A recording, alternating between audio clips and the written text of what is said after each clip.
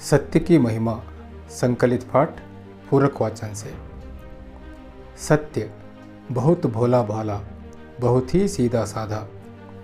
जो कुछ भी अपनी आँखों से देखा, बिना नमक मिर्च लगाए बोल दिया। कितना सरल। सत्य दृष्टि का प्रतिबिंब है, ज्ञान की प्रतिलिपि है, आत्मा की वाणी है। सत्य ತುಂಬ ಮುಗ್ಧವಾದುದು, ತುಂಬ ನೇರವಾದುದು. ತನ್ನ ಕಣ್ಣಿಂದ ನೋಡಿದ್ದನ್ನು ಕಂಡ ಹಾಗೆ ಯಾವುದೇ ಉಪ್ಪು ಖಾರ ಹಚ್ಚದೆ ಹೇಳಿಬಿಡುವುದು. ಇದೇ ಸತ್ಯ. ಎಷ್ಟೊಂದು ಸರಳ. ಸತ್ಯ ದೃಷ್ಟಿಯ ಪ್ರತಿಬಿಂಬವಾಗಿದೆ, ಜ್ಞಾನದ ಪ್ರತಿಲಿಪಿಯಾಗಿದೆ, ಆತ್ಮದ ವಾಣಿಯಾಗಿದೆ. सत्यवादिता के लिए साफ सुथरा मन चाहिए।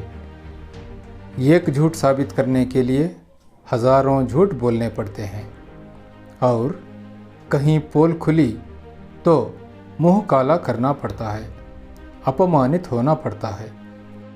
ಸತ್ಯವನ್ನು ಹೇಳಲು ಪರಿಶುದ್ಧವಾದ ಮನಸ್ಸು ಅಗತ್ಯ. ಒಂದು ಸುಳ್ಳನ್ನು ಸಾಬೀತುಪಡಿಸಲು ಸಾವಿರಾರು ಸುಳ್ಳು ಹೇಳಬೇಕಾಗುತ್ತದೆ.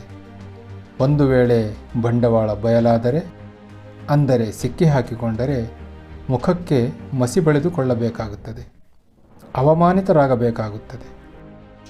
किसी को परेशान करने, दुखी करने के उद्देश्य से सत्य बोलना नहीं चाहिए.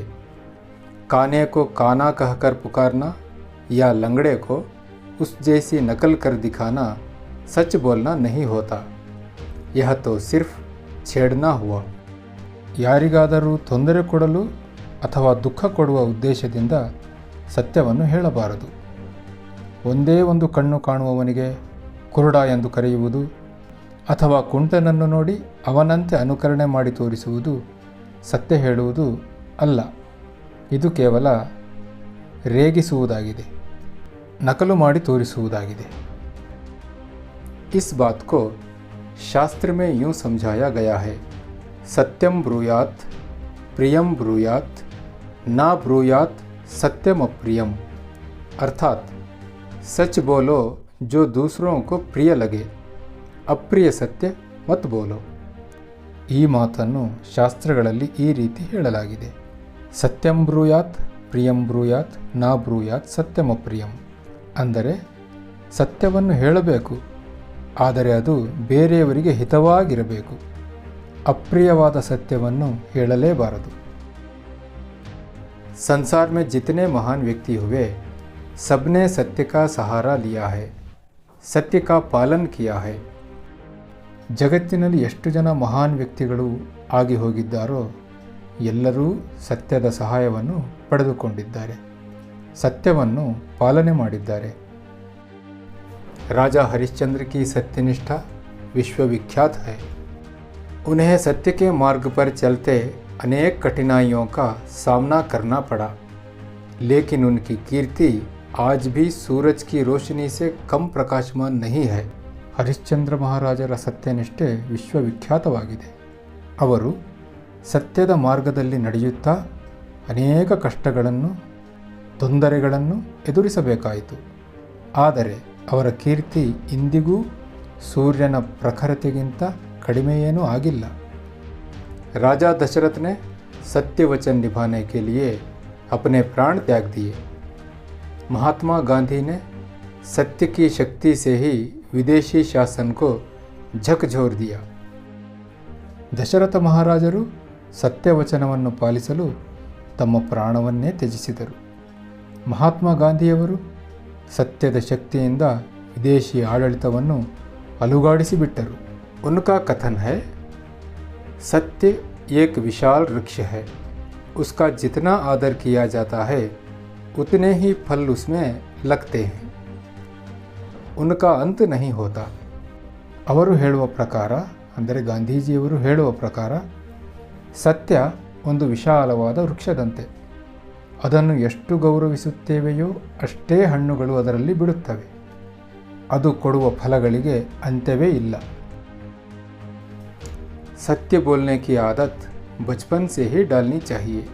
कभी कभी झूठ बोल देने से कुछ क्षणिक लाभ अवश्य होता है, पर उससे अधिक हानि ही होती है. ಸತ್ಯವನ್ನು ಹೇಳುವ ಅಭ್ಯಾಸವನ್ನು ಬಾಲ್ಯದಿಂದಲೇ ಬೆಳೆಸಿಕೊಳ್ಳಬೇಕು. ಕೆಲವೊಮ್ಮೆ ಸುಳ್ಳು ಹೇಳುವುದರಿಂದ ಕ್ಷಣಿಕ ಲಾಭವೇನೋ ಸಿಗುತ್ತದೆ, ಆದರೆ ಅದರಿಂದ ಹಾನಿಯೇ ಹೆಚ್ಚು. क्षणिक लाभ विकास के मार्ग के लिए बाधा बन जाता है, ವ್ಯಕ್ತಿತ್ವ ಕುಂಠಿತ ಹೋತಾ है. ಕ್ಷಣಿಕ ಲಾಭ ನಮ್ಮ ವಿಕಾಸದ ಮಾರ್ಗದಲ್ಲಿ ಒಂದು ಅಡಚಣೆಯಾಗಿ ಬಿಡುತ್ತದೆ, ವ್ಯಕ್ತಿತ್ವ ಕುಂಠಿತವಾಗುತ್ತದೆ. झूठ बोलने वालों से लोगों का विश्वास उठ जाता है, उनकी उन्नति के द्वार बंद हो जाते हैं.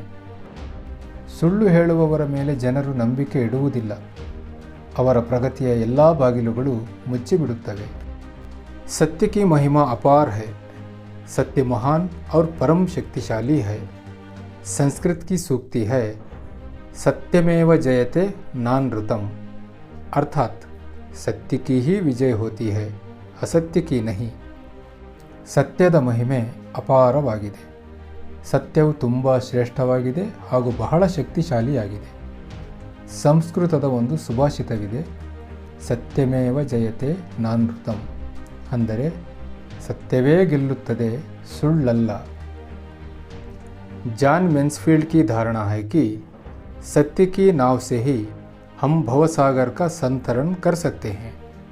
ಜಾನ್ ಮೆನ್ಸ್ಫೀಲ್ಡ್ ಇವರ ಪ್ರಕಾರ ಸತ್ಯವೆಂಬ ದೋಣಿಯ ಮೂಲಕ ಮಾತ್ರವೇ ನಾವು ಭವಸಾಗರವನ್ನು, ಅಂದರೆ ಈ ಜೀವನ ಎಂಬ ಸಾಗರವನ್ನು ದಾಟಬಹುದು. ಸತ್ಯ ವಹ ಚಿಂಗಾರಿ है जिससे असत्य पल भर में भस्म हो जाता है. ಸತ್ಯವೆಂಬ ಕಿಡಿ ತಾಕಿದರೆ ಅಸತ್ಯ ಕ್ಷಣದಲ್ಲಿ ಭಸ್ಮವಾಗಿ ಬಿಡುತ್ತದೆ. अतः हमें हर स्थिति में सत्य बोलने और पालन करने का अभ्यास करना चाहिए. ಆದ್ದರಿಂದ ನಾವು ಎಂತಹ ಸ್ಥಿತಿಯಲ್ಲಿಯೂ ಸತ್ಯವನ್ನು ಹೇಳುವ ಹಾಗೂ ಅದನ್ನು ಪಾಲಿಸುವ ಅಭ್ಯಾಸವನ್ನು ಬೆಳೆಸಿಕೊಳ್ಳಬೇಕು.